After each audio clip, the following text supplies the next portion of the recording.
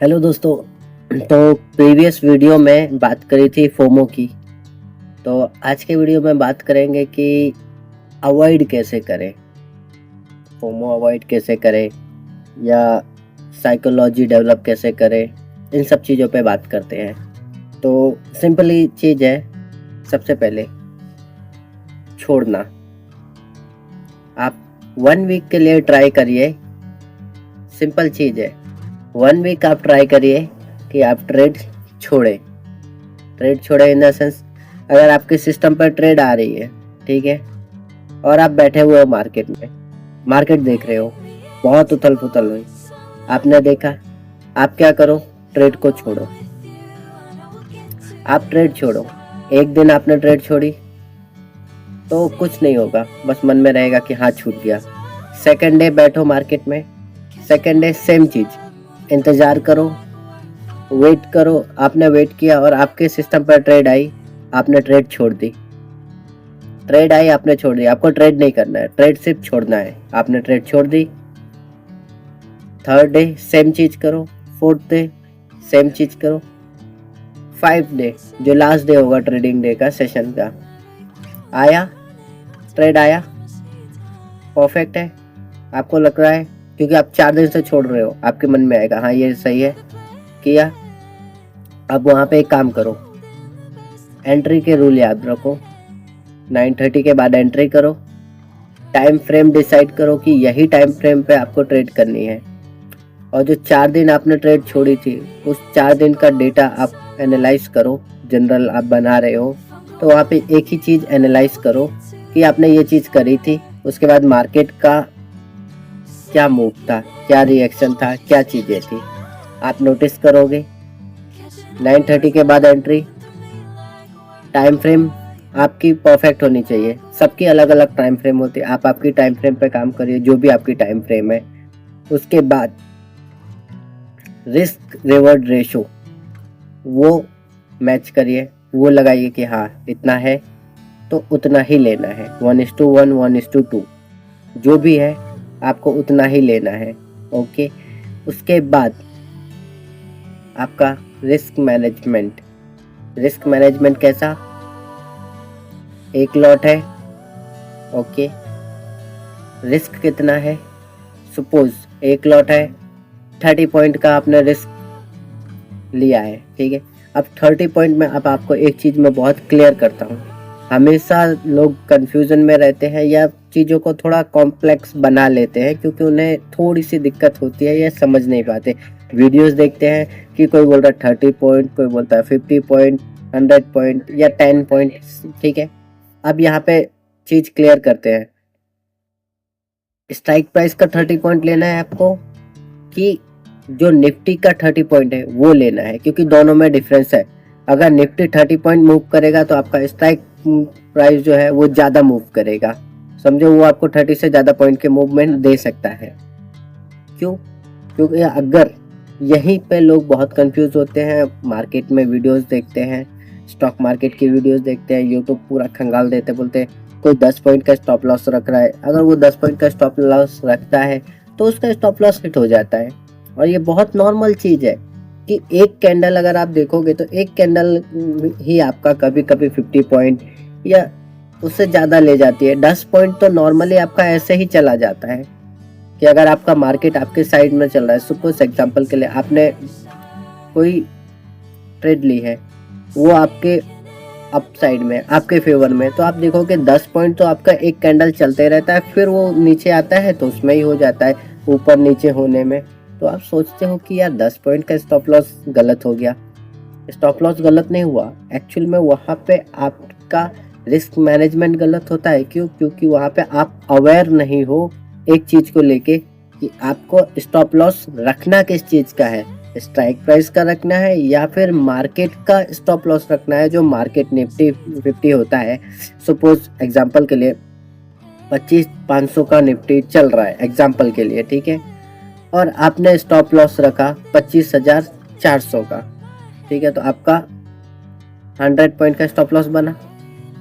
अब वो अगर आप स्ट्राइक प्राइस जो लेते हो उस पे देखोगे तो उस पे ज़्यादा का बनेगा, यही डिफरेंस होता है कि जो बहुत सारे लोग बताते हैं कि मैंने 10 पॉइंट का रखा, मैंने 20 पॉइंट का रखा, तो वो लोग निफ्टी का स्टॉप लॉस रखते हैं और स्ट्राइक प्राइस का स्टॉप लॉस अलग होता है। वो कैसे अलग होता है मैं आपको बता देता हूँ। निफ्टी का 10 पॉइंट आपने रखा और अगर आप स्ट्राइक प्राइस पे 10 पॉइंट रखते हो तो दोनों में डिफरेंस है। ये डिफरेंस है जो मैं आपको बता रहा हूँ। निफ्टी का 10 पॉइंट का स्टॉप लॉस और स्ट्राइक प्राइस का 10 पॉइंट का स्टॉप लॉस, दोनों में फ़र्क है। यहाँ पे ही ज़्यादातर लोग गलती करते हैं। स्ट्राइक प्राइस का जो 10 पॉइंट का स्टॉप लॉस रखते हैं वहाँ पे गलती होती है। निफ्टी का जो 10 पॉइंट या 20 पॉइंट 50 पॉइंट का जो स्टॉप लॉस रखता है वो हमेशा आगे मतलब कैरी करते जाता है कि हाँ इतना हो गया, तो वो कॉन्फिडेंटली बताता है, चीज़ें करता है। वो इसलिए बताता है करता है क्योंकि वो एक्चुअल में अवेयर है कि वो क्या कर रहा है। स्ट्राइक प्राइस वाला अभी देखो ज़्यादातर जो रिटेल ट्रेडर है, आप हैं, मैं हूँ, जो मैंने गलतियाँ करी है ये मैं बता रहा हूँ। पहले मैं भी स्ट्राइक प्राइस के स्टॉप लॉस रखता था कि 10 पॉइंट या 20 पॉइंट, वो हिट हो जाते थे, मेरे फेवर में जा रही है फिर भी हिट हो जाते थे। फिर अगेन मैं एंट्री करता था, 2-3 बार एंट्री करता था तो मेरी क्या होती थी, ब्रोकरेज बढ़ जाती थी। मेरी ब्रोकरेज बढ़ गई और मेरी चीज़ें वहाँ पे कि मैंने यार प्रॉफिट तो कमाया, या मैंने पहले तो मैंने क्या किया, एंट्री करी, ठीक है, मेरा स्टॉप लॉस हिट हुआ, मैंने फिर किया। तो अब जो मेरा स्टॉप लॉस बाद में प्रॉफिट में आता है, तो पहले तो मेरा लॉस रिकवर होता है, फिर प्रॉफिट आता है, और प्रॉफिट भी आया तो मुझे पता चल रहा है कि यार ब्रोकरेज चली गई। तो बहुत ज़्यादा ट्रेड भी हो रही है, और वो ट्रेड हो रही है तो क्यों हो रही है, क्योंकि डायरेक्शन सही है, चीज़ें सही है, सब कुछ ट्रेड मेरे फेवर में है। और जब वो थोड़ा प्रॉफिट ले आती है तो मैं सोचता हूँ कि यार सही है, मेरा अच्छा जा रहा है, पर मैं गलत हूँ। मुझे ये पता बाद में चलता है कि मेरा स्टॉप लॉस जो मैंने डिफाइन कर रखा था वही गलत था, जिसकी वजह से मुझे दिक्कतें हो रही थी और मुझे समझ में नहीं आ रहा था। वो बाद में पता चलता है जब आप लॉन्ग रन में देखते हो कि आपके प्रॉफिट अच्छे हैं, रिस्क रिवॉर्ड रेशो भी अच्छा है, इवन आपकी जो एंट्री है वो भी अच्छी है, एक्यूरेसी भी आपकी अच्छी है। फिर आपको पता चलता है कि आपका लॉस कहाँ हो रहा है। एक्चुअल में आपका जो लॉस हो रहा है वो ब्रोकरेज में जा रहा है। आप ओवर ट्रेड करते नहीं हो। आप एक चीज़ समझिए, आप ओवर ट्रेड करते ही नहीं हो कभी। क्या होता है, अगर आपने एक ट्रेड ली, उसमें एकदम प्रॉपर सब कुछ सही हुआ, प्रॉफिट आया, तो आप अवॉइड कर देते हो कि अब मुझे नहीं करना है। ऐसा ही होता है, ज़्यादातर सबके साथ ऐसा ही होता है कि अवॉइड कर देते हैं कि अब मेरे को नहीं करना है, मैंने प्रॉफिट कमा लिया, ठीक है। लेकिन जैसे ही ये लॉस में आता है, मार्केट का मूड, आपका मूड चेंज हो जाता है। मार्केट जो है वो आपके दिमाग से कनेक्ट है, समझिए, आपकी साइकोलॉजी से ही कनेक्ट है। आपकी साइकोलॉजी ही आपको लॉस में लेके जाती है, आपकी साइकोलॉजी ही आपको प्रॉफिट में लेके जाती है। तो डिफाइन करना ज़्यादा ज़रूरी होता है कि आपका रिस्क कितना है। आपका स्टॉप लॉस डिफाइन बहुत इम्पोर्टेंट है साइकोलॉजी को डेवलप करने के लिए। मैं आपको 4 सिनारियो बताता हूँ, समझिए। 25,000 की निफ्टी चल रही है एग्जाम्पल के लिए, ठीक है। 25,100 अपसाइड, 25,200 अपसाइड, ठीक है। 24,900 और 24,800, 4 सिनारियो हो गए 100 के। अब आप यहाँ पे इजी आपका स्टॉप लॉस डिफाइन कर सकते हो, अपसाइड के लिए भी, डाउन साइड के लिए भी, कि आपको 4 सिनारियो पता होने चाहिए कि market 50 point, 100 point, max 200 point movement. Max 200 point बहुत कम होता है, एक चीज़ समझिए। 50 और 100 में ज़्यादातर होता है, और ज़्यादातर मार्केट कभी कभी साइडवेज भी जाता है। तो आप ये 4 सिनारियो को जब आप डिफाइन कर लोगे आपके हिसाब से, तो आप आराम से चीज़ों को बेहतर कर सकते हो। आप डिफाइन कर लीजिए कि जब आप एनालाइज करते हैं निफ्टी को कि यहाँ से इतना जा सकता है, वहाँ से इतना जा सकता है, आपने प्लान बनाया, आपने चीज़ें करी, बस वो प्लान में एक चीज़ आप चेंज करिए, स्टॉप लॉस।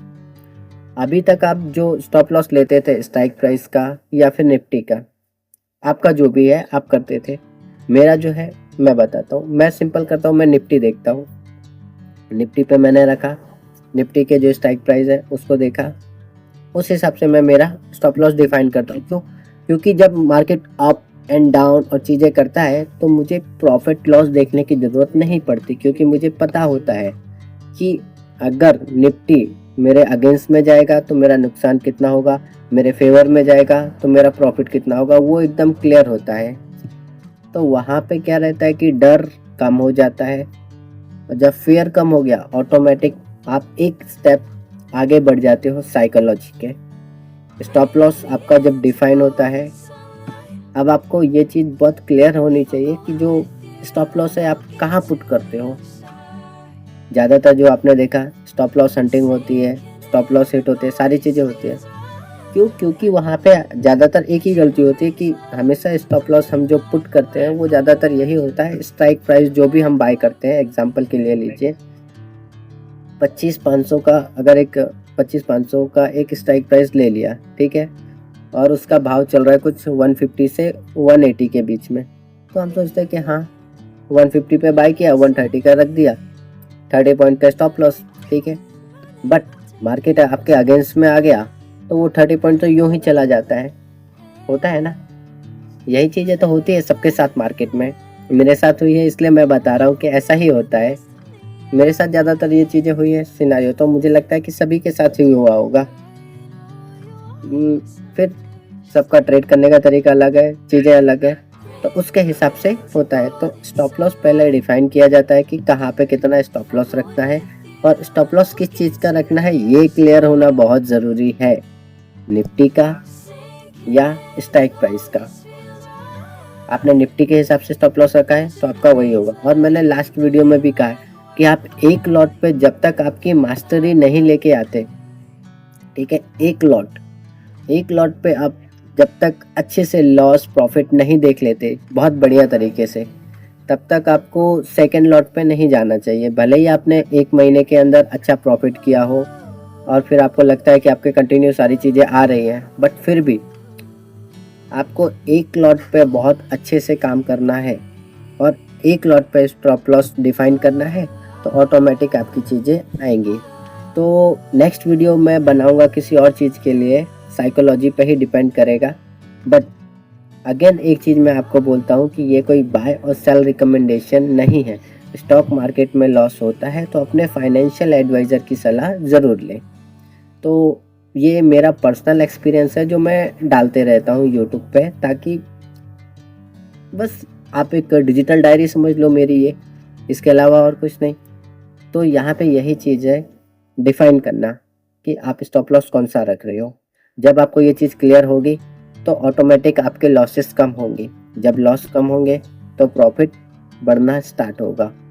एक lot stop loss define. FOMO, मैंने फोमो के ऊपर भी वीडियो बनाई, आप प्रीवियस वीडियो देखेंगे तो आपको पता चलेगा। बिफोर दैट, उसके पहले भी मैंने एक साइकोलॉजी के ऊपर वीडियो बनाया है, मार्केट की साइकोलॉजी, आप वो देखेंगे तो आपको डिफाइन होगा। ये एक सीरीज में कंटिन्यू मैं एक वीडियो लेके आऊँगा, जो मिस्टेक्स मैंने की है, जो लोग करते हैं वही चीज़ों को मैं इसमें बताऊँगा, ताकि आप जब भी ट्रेड करें या चीज़ें करें तो आपको पता चले कि गलती कहाँ हो रही है, कहाँ हमें आगे बढ़ना है।